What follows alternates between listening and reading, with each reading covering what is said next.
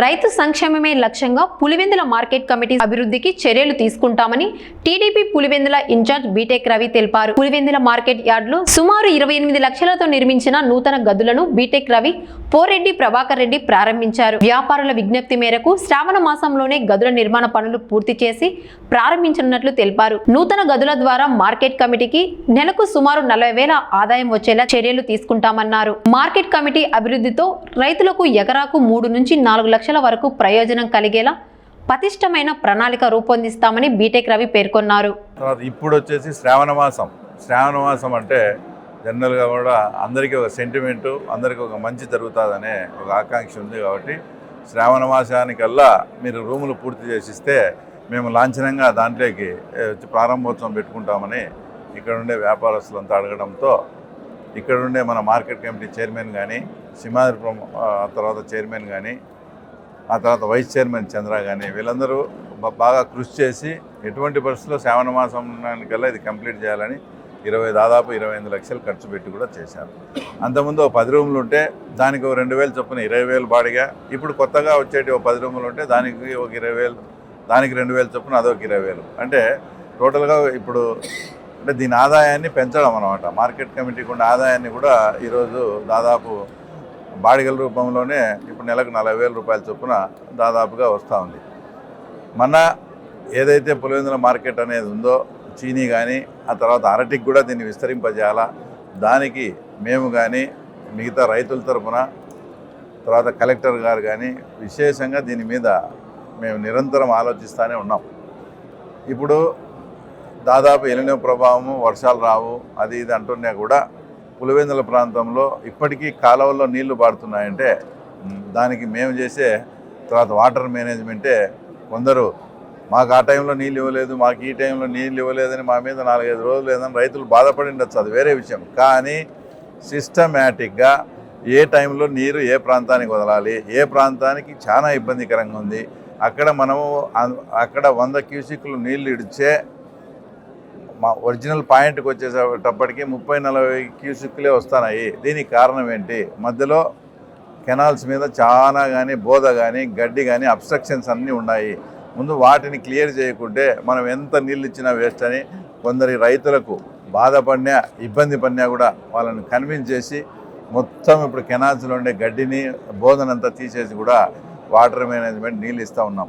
ఇంకో విషయం రైతులకు ఈ మార్కెట్ కమిటీ ఈ ఓపెనింగ్ సందర్భంగా కూడా చెప్పదలుచుకుంది ఏంటంటే బాగా పక్వానికి వచ్చిన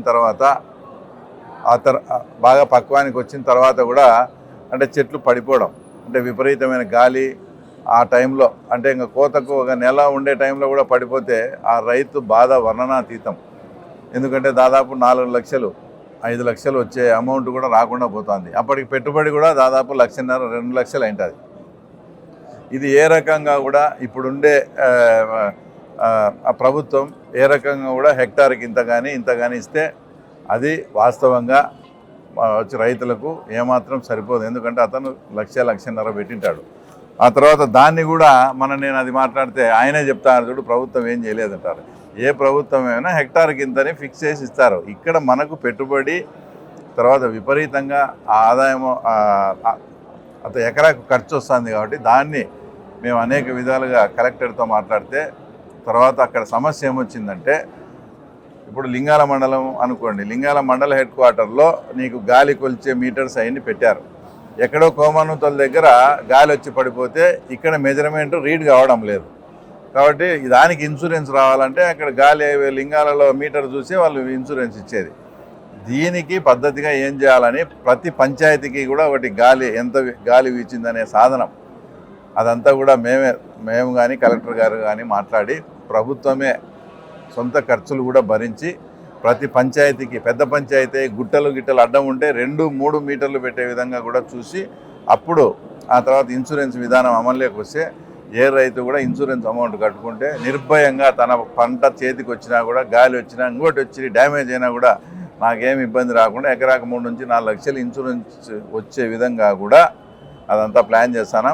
త్వరలో కూడా రైతులను సమావేశపరిచి గౌరవ కలెక్టర్ను కూడా పులివెందులకు రమ్మని మీ రైతులందరి సమక్షంలో ఆ తర్వాత ఏ రకంగా మేము మీకోసం పనిచేయాలనున్నాం, ఏ రకంగా ఈ ప్రకృతి వైపరీత్యాన్ని అధిగమించి రైతులకు ఉపయోగకరంగా ఉండాలనే మంచి ఆ ఉద్దేశాన్ని కూడా రైతుల సమక్షంలో మీటింగ్ పెట్టి కూడా తర్వాత జరగబోతున్నాం. ఏదైతే ఈ మార్కెట్ కమిటీ ఉందో అది పూర్తి స్థాయిలో ఫంక్షనింగ్ ఉండేట్టుగా చేసి రాబోయే తరంలో కూడా ఒక పులివెందుల మార్కెట్ను మంచి ఉద్దేశంతో దీనికి ఇందాక చెప్పాడు. అప్పుడు ప్రధానమంత్రి నరేంద్ర మోడీ వచ్చేటప్పుడు దాదాపు 7 లక్షల రూపాయల చీనికాయలు కూడా అక్కడ సప్లై చేయడం జరిగింది. ఆ బిల్లు రాకపోతే వీళ్ళందరూ మాట్లాడితే కూడా వచ్చి ఆ బిల్లు వ్యాపారస్తులకు చెందేట్టుగా చేసినాం. ఇంకా ముఖ్యంగా ఒకటి వాటర్ ప్లాంట్ వచ్చేసి సానా సతీష్ ఎంపీ రాజ్యసభ ఆయన నిధులతో ఒకటి ఇక్కడ కొత్తగా వాటర్ ప్లాంట్ కూడా మేము స్టార్ట్ చేయబోతున్నాం. అలాగే ఏదైతే కాంపౌండ్ గేటు ఆర్చ్ అదంతా కూడా 22 లక్షలతో ఎస్టిమేట్ చేసి కలెక్టర్ గారు పంపించడం జరిగింది. 100% డిఎంఎఫ్ అంటే డిస్ట్రిక్ట్ మినరల్ ఫండ్ ద్వారా ఈ కార్యక్రమం కూడా పూర్తి చేయాలనుకున్నాం. నేను మీ అందరి సమక్షంలో ఈరోజు వ్యాపారస్తులు పాత వాళ్ళు ఉన్నారు, కొత్త వాళ్ళు ఉన్నారు. మన భారతదేశానికి రైతు లేకపోతే ఏంది లేదు, రైతే వెన్నెముక లాంటి వాడు. కాబట్టి మనము ఏది చేసినా కూడా రైతుల మనోభావాలకు అనుగుణంగా, ఆ తర్వాత రైతులు మనసు గాయపరచకుండా మీరు దీన్ని సజావుగా నడిపించాలని మీ అందరినీ కూడా కోరుకుంటూ సెలవు తీసుకున్నాను.